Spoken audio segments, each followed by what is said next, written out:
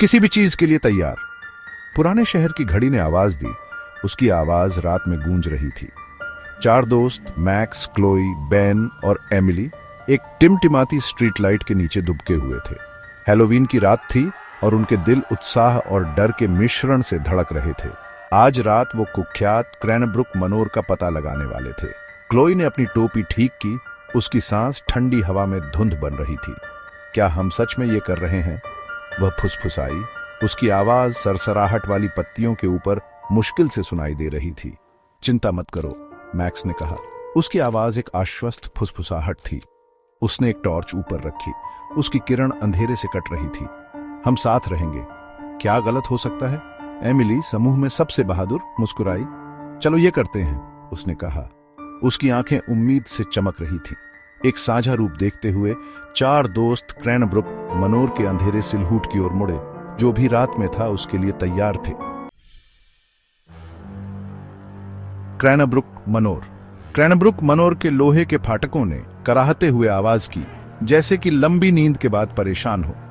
हवेली उनके सामने आ गई। उसकी खिड़कियां अंधेरी, बेजान आंखें दुनिया को घूर रही थीं। बेन की रीढ़ की हड्डी में एक कंपी दौड़ गई जब उसने गेट को धक्का देकर खोला। बजरी वाला रास्ता उनके पैरों के नीचे चरमरा गया। हर कदम शांति में गूंज रहा था। हवा ठंडी, नम और सड़ांध की गंध से भारी हो गई। जितना आगे वो चलते गए उतना ही बेचैन महसूस करते गए, मानो अनदेखी आंखें उनकी हरकत को देख रही।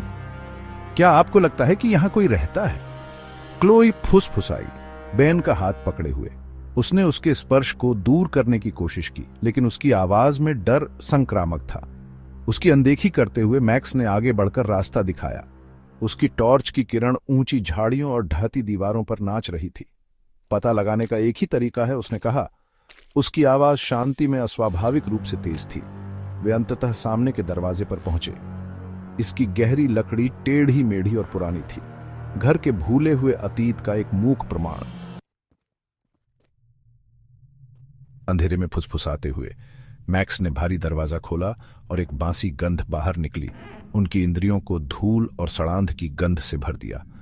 घर खामोश था, सिवाय उनके पैरों के नीचे फर्श के चरमराने के। जैसे जैसे वे घर में आगे बढ़ते गए, अजीबोगरीब चीजें होने लगीं। दीवारों से फुसफुसाहट निकलती प्रतीत होती थी, कोई भी शब्द बनाने के लिए बहुत धीमी, लेकिन उनकी रीढ़ की हड्डी में कंपी भेजने के लिए पर्याप्त तेज।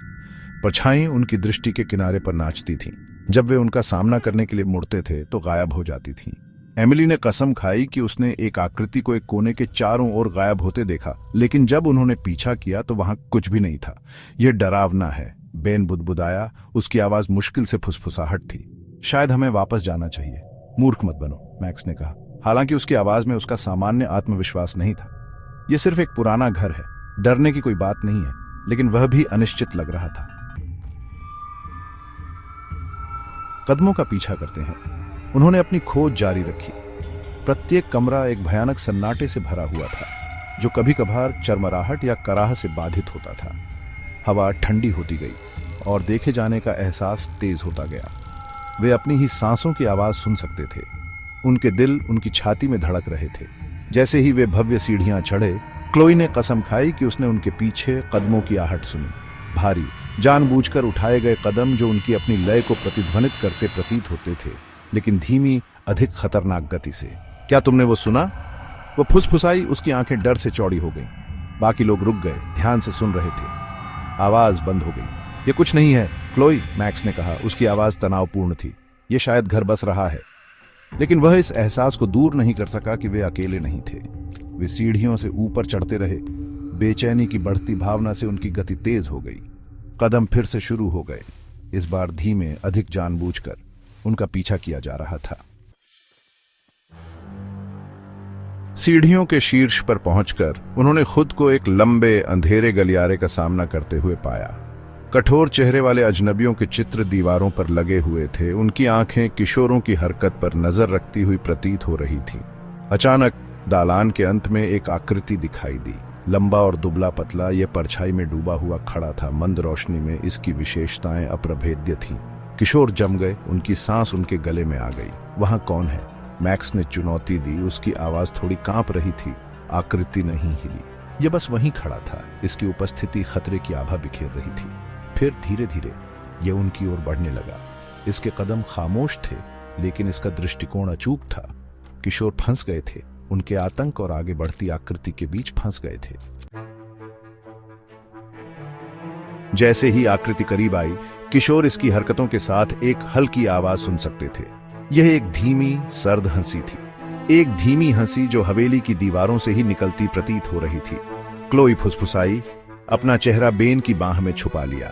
उसने उसके चारों ओर एक सुरक्षात्मक हाथ रखा। उसका अपना डर उसके कांपते हाथों में स्पष्ट था।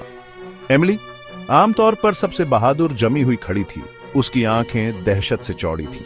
मैक्स ने उसका दिल तेजी से धड़क रहा था। टॉर्च की किरण सीधे आकृति पर चमकाई। जैसे ही उस पर प्रकाश पड़ा, हंसी तेज हो गई, दालान में गूंज रही थी, दीवारों से उछल रही थी और एक ही बार में हर दिशा से आ रही थी। आकृति कुछ फीट दूर रुक गई, अभी भी परछाई में डूबी हुई है। हंसी उनके चारों ओर गूंज रही है।